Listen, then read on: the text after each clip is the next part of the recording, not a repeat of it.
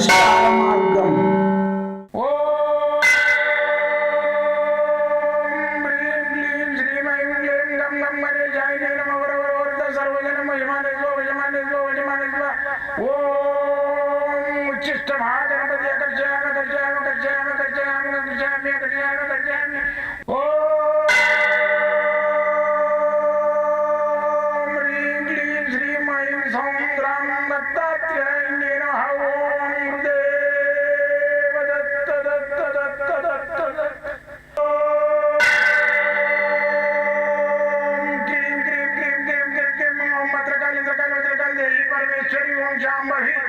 सर्वदिन मोचमाने स्वजमाने स्वजमाने स्वम मत्रकाली मत्रकाली मत्रकाली देवी परमेश्वरी ओम शांभवी अकर्षयामि अकर्षयामि अकर्षयामि अकर्षयामि अकर्षयामि चट चट चट चट चट ज्वाल ज्वाल ज्वाल नरसिंहाय लक्ष्मी नरसिंहाय अकर्षयामि अकर्षयामि अकर्षयामि ओम चट चट चट चट चट चट चट ओम चट चट चट चट चट ओम चट चट चट चट ज्वाल ज्वाल ज्वाल ज्वाल नरसिंहाय लक्ष्मी नरसिंहाय अकर्षयामि अकर्षयामि अकर्षयामि अकर्षयामि अकर्षयामि अकर्षयामि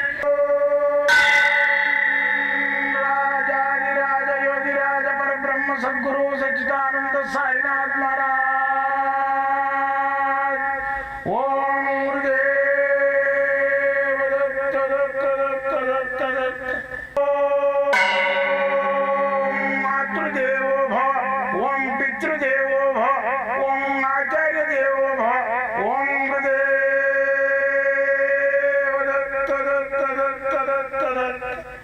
ఓం గురుదేవ దత్త దత్త దత్త దత్త దత్త. నేను మీ సాయి దత్తానందను మంత్రతంత్ర యంత్రశాస్త్రం వాస్తు సాముద్రిక నవరత్న మూలికా శాస్త్రజ్ఞుని. అయితే ఈ మంత్రాల మీద తంత్రాల మీద వాస్తు మీద గత 42 సంవత్సరాలుగా నేను అన్వేషణ చేస్తున్న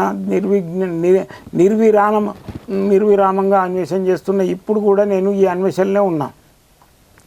అయితే నా అన్వేషణలో భాగంగా ఏవైతే ఫలితం వచ్చినాయో ఆ ఫలితం వచ్చిన వాటినే 10 మందికి తెలియజేస్తున్నా. అయితే ఇప్పుడు నేను ఎంతోమందికి మంత్రోపదేశం చేసిన. ఆ మంత్రోపదేశంలో భాగంగా వాళ్ళకి మంత్రాలు, యంత్రాలు, రుద్రాక్షలు, మూలికలు ఇవన్నీ తెలియజేసి ఇప్పటివరకు 540 మంది శిష్యులు అయినరు. నా టార్గెట్ ఏంటంటే ఒక 1000 మంది శిష్యులను చేయాలి. దేశం మీద ఈ విద్యలన్నీ అంతరించకుండా చేయడమే నా ప్రయత్నం. అయితే మంత్రాలు ఉన్నాయా అనే దాని గురించి నేను నా అన్వేషణ చేసినప్పుడు ఏంటంటే ఒక సోనిక్ పవర్ అనేది వస్తుంది. ఇప్పుడు ఓం అనే దానికి కనిపెట్టిన అసలు ఏంది ఓం లోపల ఏం శబ్దం ఉన్నదని. ఓం అనే దాంట్లో ఏంటంటే ఓం అన్నప్పుడు ఏదైతే మన కార్బన్ డైఆక్సైడ్ మనం ఇడిచే గాలి ఉందో అదంతా బయటికి వెళ్ళిపోతుంది. అన్నప్పుడు మళ్ళీ ముక్కు నుంచి గాలి తీసుకోవాలి, ఆక్సిజన్ పోతుంది, మంచి గాలి.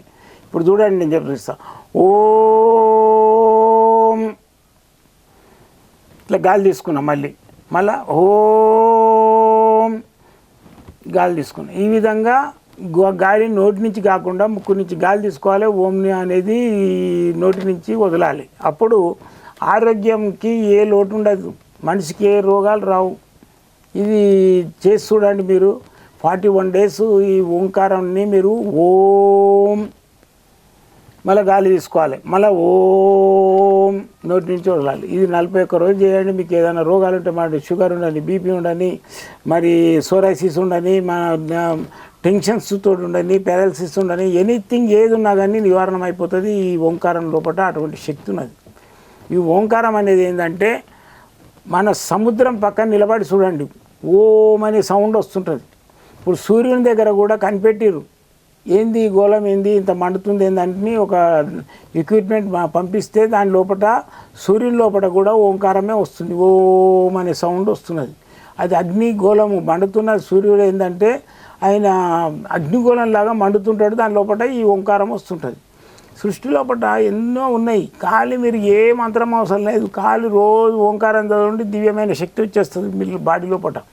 మీ నోరుకు వాక్శుద్ధి అయిపోతుంది. మీరు ఏదంటే అది జరుగుతుంది. మిమ్మల్ని ఎవరినైనా దూషించినాం అనుకో, ఏదైనా నీకు ఇట్లా అయిపోతుంది పోరంటే అయిపోతుంది. మంచి చెప్పినాం అనుకో మంచి జరుగుతుంది. కాబట్టి ఈ మంత్రాల లోపల ఎన్నో మంత్రాలు ఉంటాయి. ఏది దత్తాత్రేయ మంత్రం ఉంటుంది, నరసింహస్వామి మంత్రం ఉంటుంది, జ్వాల నరసింహస్వామి మంత్రం, ఇవన్నీ చెప్పుకుంటూ వస్తున్నాం మీకు. ఈరోజు శీర్షిక ఏంటంటే కార్తవీర్యార్జున మంత్రం.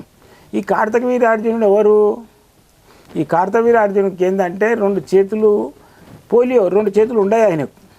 అయితే చిన్నప్పుడు అయితే ఆయనకు పట్టాభిషేకం చేయడానికి చేతులు లేనోడు, డాలు పట్టలేడు, కత్తి పట్టలేడు, గుర్రం స్వారీ చేయలేడు. మరి ఆయనను సింహాసనంకి అరుడు కాడు, తల్లిదండ్రులు ఏడుస్తుంటారు. ఏమైందమ్మా, ఎందుకు ఏడుస్తున్నా అంటే నీకు 2 చేతులు లేవు కదా నాయన, వేరే అతనికి వేరే వాళ్ళకు ఈ సింహాసనాన్ని అప్పచెప్పవలసి వస్తుంది, అందుకని మా బాధ అని అంటే, సరే ఎట్లా అంటే మరి నువ్వు ఒక పని చేయి, విష్ణు ఈశ్వర బ్రహ్మ వీళ్ళు ముగ్గురే దేవుళ్ళు, వీళ్ళ గురించి నువ్వు తపస్సు చేయి, వాళ్ళు దర్శనం అయితే నీ అదృష్టం అని చెప్పేస్తే అప్పుడు అరణ్యం లోపలికి వెళ్ళిపోయి ఆయన కారణ్యం లోపలికి కారారణ్యం అంటే కారడివిగా అక్కడ ఏముండదు, మనిషి ఉండడు, జంతువులు ఉండే, అటువంటి అరణ్యంలోకి వెళ్ళిపోయిండు. ఆయన వెళ్ళిపోయి తపస్సు చేసిండు, విష్ణు ఈశ్వర బ్రహ్మ ముగ్గురిని ఏకం చేసిండు. ముగ్గురికి చేసిండు ఒకటేసారి. చేస్తే అప్పుడు ఎవరు పోవాలి, విష్ణు ఈశ్వర బ్రహ్మను ముగ్గురి అవతారాలను ఒక దగ్గర చేసి వీడు తపస్సు చేస్తున్నాడు అని చెప్పేసి అప్పుడు దత్తాత్రేయ అవతారమైన విష్ణు ఈశ్వర బ్రహ్మ అవతారం 3 రూపాలతోటి ఆయనకు దర్శనమిస్తాడు దత్తాత్రేయుడు.